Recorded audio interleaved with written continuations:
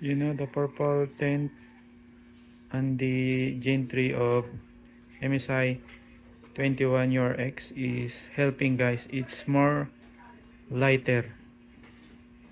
It helped to lighten all the picture versus this Pinta Tandem QD OLED 4th gen on this 27-inch.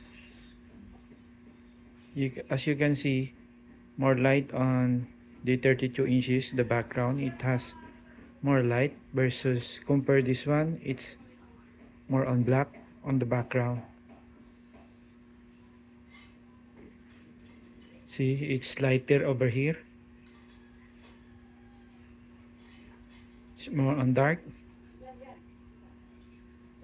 So here, as you can see, the light, it's glowing compared to this, the small highlight.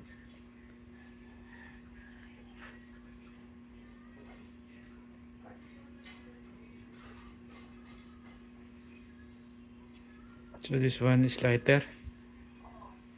So here, as you can see, the highlight is glowing from the small one. So again, the big one. So it's lighter again. It's like the color is alive. This one little bit darker.